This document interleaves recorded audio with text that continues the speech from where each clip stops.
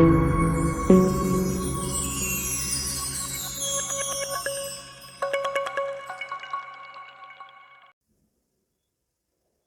आपण पाहणार आहोत वर्तुळ या प्रकरणातील स्वाध्याय 10.2 मधील प्रश्न 13वा.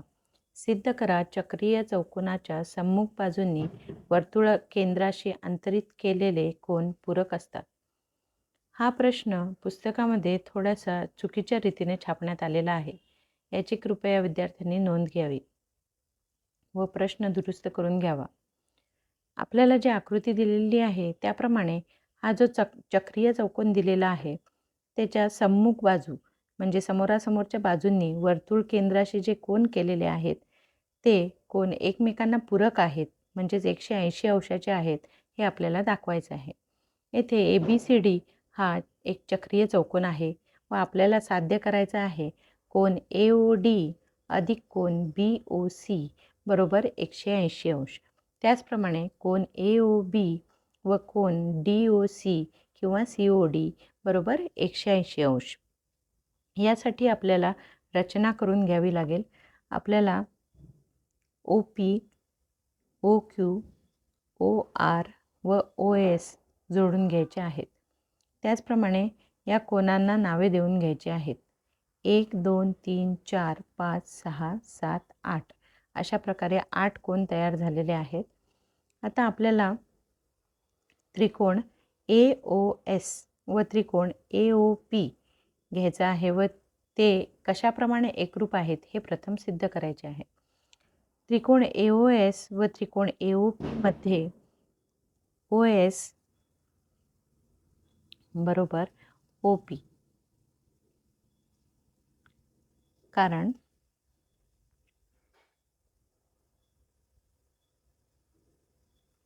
या एकाच वर्तुळाच्या त्रिज्या असल्यामुळे या समान आहेत.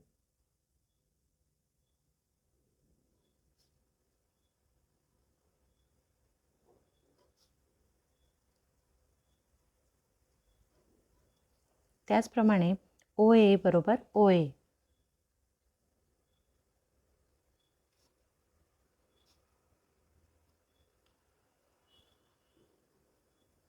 कारण ही सामायिक बाजू आहे.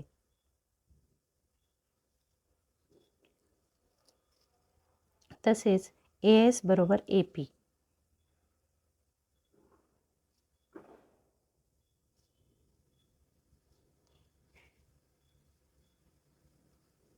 कारण बाह्यबिंदूतून काढलेल्या त्रिज्या स्पर्शिका समान असतात.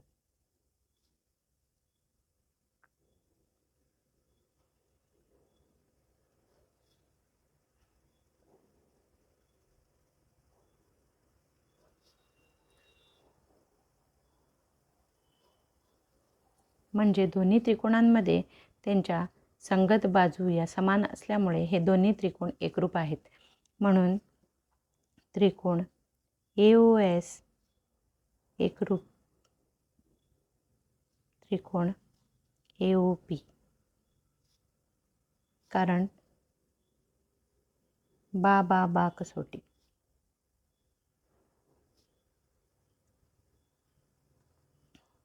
दोन्ही त्रिकोण एकरूप आहे हे सिद्ध झाल्यामुळे आपण कोन 1 बरोबर कोन 2 असे म्हणू शकतो.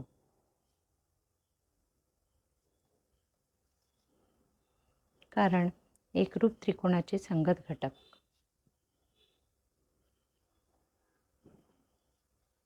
याचप्रमाणे आपण प्रत्येक त्रिकोणांच्या जोड्या विचारात घेतल्या तर आपण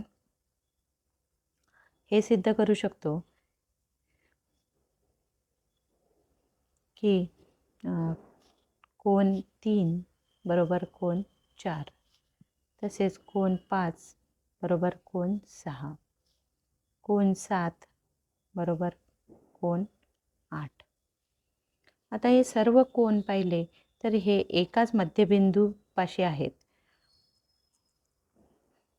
म्हणजे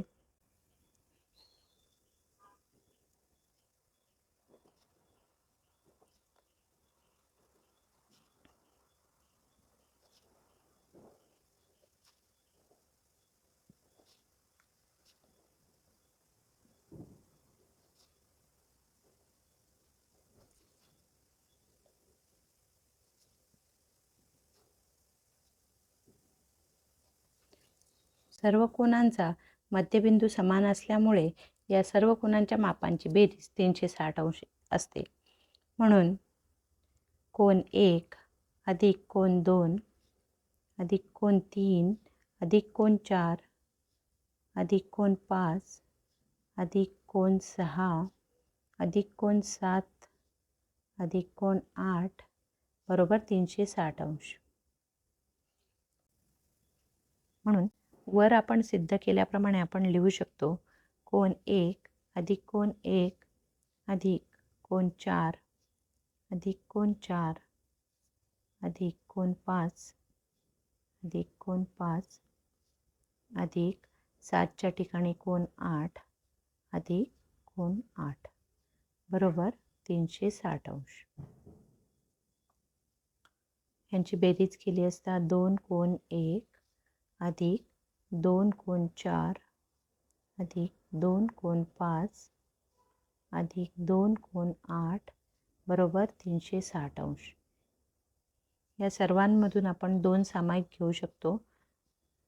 2 कंसामध्ये कोन 1 अधिक कोन 4 अधिक कोन 5 अधिक कोन 8 बरोबर 360 अंश. म्हणून 2ने 360ला भागल्यास कोन 1 अधिक कोन 4 अधिक कोन 5 अधिक कोन 8 बरोबर 180 अंश. हे आहे समीकरण 1. याचप्रमाणे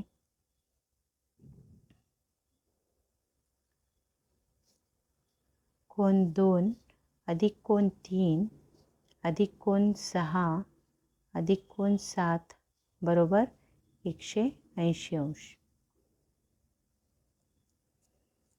आकृतीमध्ये बघितले तर कोन 1 आणि कोन 8 यांची बेरीज केल्यावर आपल्याला कोन AOD मिळणार आहे. कोन 1 अधिक कोन 8 बरोबर कोन AOD. तसेच कोन 2 व कोन 3 यांची बेरीज केल्यास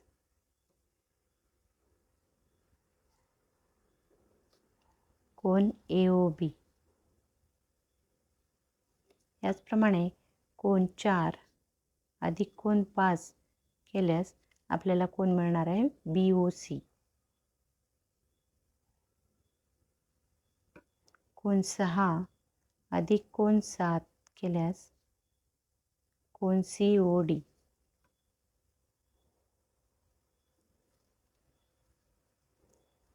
समीकरण 1 आणि 2 मध्ये जर आपण ही नावे ठेवली तर आपण असे लिहू शकतो.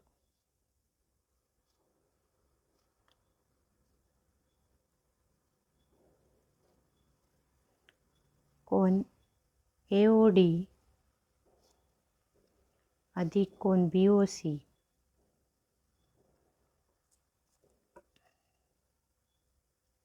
म्हणजेच या 1 व 8च्या ठिकाणी आपण कोन AOD घेतलेला आहे व कोन 4 व 5च्या ठिकाणी आपण कोन BOC घेतलेला आहे. यांची बेरीज येते 180 अंश. त्याचप्रमाणे दुसऱ्या समीकरणामध्ये बघितले तर कोन 2 व कोन 3च्या ठिकाणी आपण लिहू शकतो कोन AOB